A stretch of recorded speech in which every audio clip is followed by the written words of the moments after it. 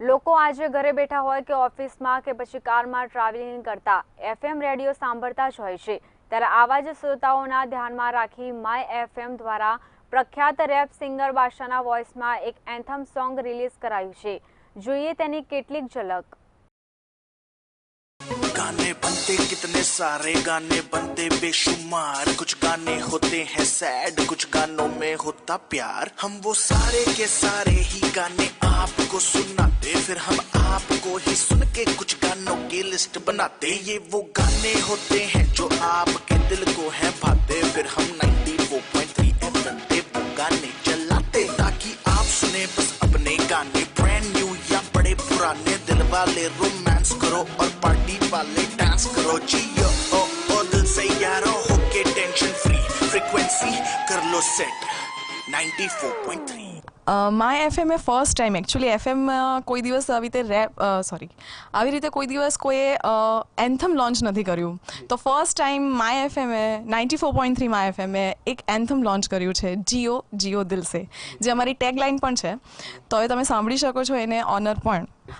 બાદશાહ બધાને જ અત્યારે તો બધાના ફેવરેટ છે, અને ઓબ્વિયસલી એ જ્યારે હની સિંગની સાથે હતા પણ એટલા પોતે બહાર નહીં આવી શક્યા હતા।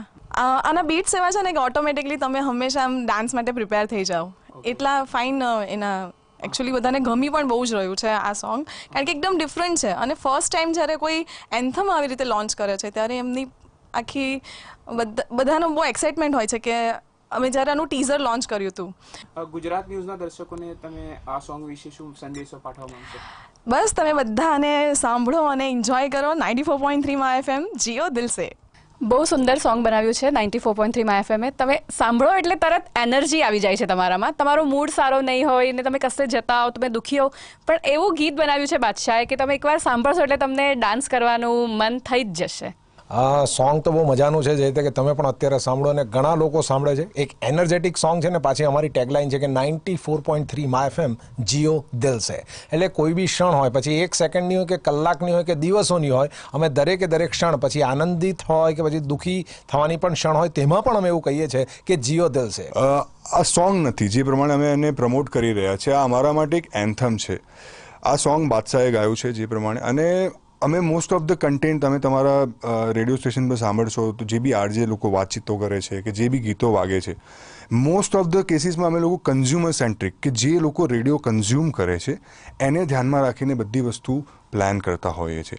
આ ગીત જે અમે એન્થમ તરીકે પ્રમોટ કરી રહ્યા છીએ એ રેડિયો ઇન્ડસ્ટ્રીનું સૌથી પહેલું રેપ એન્થમ છે, અને આ ગીતમાં અમે જે શબ્દો તમે જો ધ્યાનથી સાંભળશો તો તમને ખબર પડશે કે અમારે ત્યાંથી વાગતું એક ગીત, ક્યાં અમારે ત્યાંથી આરજે દ્વારા બોલાતી કોઈ પણ એક વાત એ કન્ઝ્યુમર સુધી પહોંચે એ પહેલાં એની પાછળ કેટલી લાંબી પ્રોસેસ હોય છે, કેટલા રિસર્ચ હોય છે, અને એ રિસર્ચમાંથી એક જે તારણ નીકળે છે એ તારણ પછી વસ્તુ કન્ઝ્યુમર સુધી પહોંચે છે।